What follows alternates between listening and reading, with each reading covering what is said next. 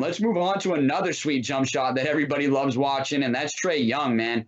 Trae Young beating the I'm drawing a blank here with who they beat in Game 7. Yeah, they beat the Sixers in the second round. That's right. Thank you for refreshing my mind. Ben Simmons in his complete trash game getting destroyed by Trae Young in Game 7. Ben Simmons scoring 5 points there in Game 7, by the way. I've seen so many memes with him going to play in China, and I think it's probably should come true because he is really one of the most overrated players in the NBA. And we've been saying that on this show as well. So it just really shows. But yeah, Trae Young lighting it up. Like we've been saying, his star continues to rise.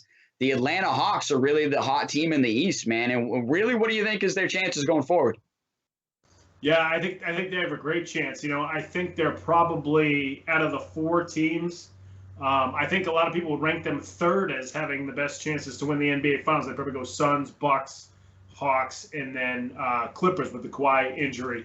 But the Hawks, they're a young team. They don't know any better. This is really their first time in the postseason, and they've done really well so far, making it to the Eastern Conference Finals. We mentioned how the Suns are a very deep team, good mix of veterans and young guys that have been drafted by the organization. The Hawks are sort of in the same mold as far as they've drafted Trae Young, they've drafted John Collins.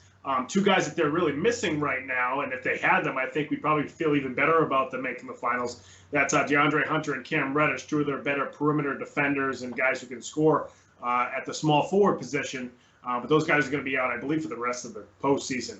But still a very deep team. The biggest concern for them right now is Bogdanovic. He is banged up right now. He didn't play great in Game 7. But again, going to their depth, even Trae Young, who had 21 points, I believe he had 10 assists in Game 7 against the Sixers, but he shot horribly. He shot 5 for 23 from the field. I think he was like 1 for 5 he was 2 for 11 from three-point land. So, he did not shoot it great. He obviously had the 10 assists, which is great, but Kevin Huerter stepped up.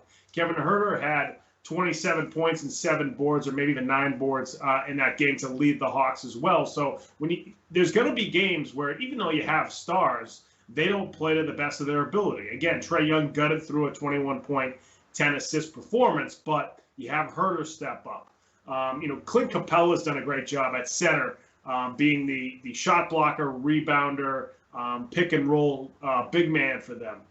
So they have a well-constructed team as well. And then you got Collins, who can score if you need him to, but he doesn't have to get 20 shots a game like some other players of his caliber. So I really like what the Hawks are doing right now. Really good young team. I don't know if they're going to win it this year. I think these injuries are going to catch up to them, especially with Bogdanovic, who was such a good, secondary ball handler, playmaker next to Trae Young, but didn't need the ball all the time. So that's going to be their toughest task going forward, because I don't think Bogdanovic is going to get any healthier. And I think the Bucks, top end talent is probably better with Giannis and with Middleton, and then of course with Drew Holiday. So we'll see how this shakes out. I mean, I think it's going to be a really good series. I would probably pick the Bucks in maybe 6, but I wouldn't be surprised if Atlanta pushed them to 7, and then at the 7 games, anything can happen.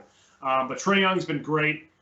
Even though I mentioned he didn't shoot very well in Game 7 against the Sixers, he's been really good throughout this entire postseason. He's really becoming one of those top 30, maybe even top 20 guys with his performance in the postseason. I think the Hawks have a good chance. I don't think they'll beat the Bucks in the Eastern Conference Finals, but I think they have a good chance to get to the finals. Yeah, I mean, if you look at the way that the Hawks role players have been chipping in, I think they have a really good chance, honestly. And I think it's really one of those things. If you look back in history at how some of the role players have played out, I mean, if you look back at maybe like a John Paxson hitting that 3 on that Chicago Bulls team, or, a Danny Ainge even on the Boston Celtics team, you know what I mean? So occasionally role players are going to have those big moments because, like you said, the stars are not shining so bright every night. And it just, like a blind squirrel finds a nut, right? It just happens every now and then, and you need those role players to chip in, especially on title contending teams. So I think the Hawks have the chance to do it. Obviously, I do agree. I think they are the underdog in this series going up against the Bucks with Giannis and Chris Middleton and Drew Holiday. But I think really it's one of those things that you got the best team versus the best players. And I think the best team is the Atlanta Hawks, to be honest. I think they play well. They're a good team unit. I think Trae Young is the leader of that unit. And then on the Bucks, you have the best players, which you have the big three there that I just mentioned. So I think it's just really one of those things where you might see the best team stretch it out to Game 7 and get the best of the Bucks, especially if Giannis does that thing where he tried against the Brooklyn Nets, where at times he was just really nowhere to be found, especially late in the game, relying too much on Chris Middleton. And I love Chris Middleton. I think he is a star, but at times I think in that game he was so tired because he wasn't getting help from Giannis enough. So it's just really one of those things. If those three stars can balance it out enough, I think, yeah, the Bucks will win. But I think if Giannis has one of those moments where he slips up, which he has of recently, I think the Atlanta Hawks have enough to really stretch this series out to 6 or 7 and get the win and surprise some people and go on to represent the East in the finals, led by this young superstar in Trae Young. So really, that's my pick. Honestly, I'm looking for a Phoenix versus Atlanta series for the NBA Finals, and I think that would be really an exciting NBA Finals. And going back to that, even with the 4 teams that are in it now, these are 4 teams that haven't won a title since the NBA merger, and we're going back into, I think, the 60s and 70s. So that's a long time. I think all these cities are due for a title. But I'm telling you, the party in Atlanta would be unbelievable if they win a title. But I'm telling you, I still got to go with Phoenix right now. The land of the Valley of the Sun is just looking so powerful right now. But, yeah, I mean, I really think my pick for this series is the Atlanta Hawks, led by Trae Young. Yeah, no, that makes total sense. They definitely have the depth.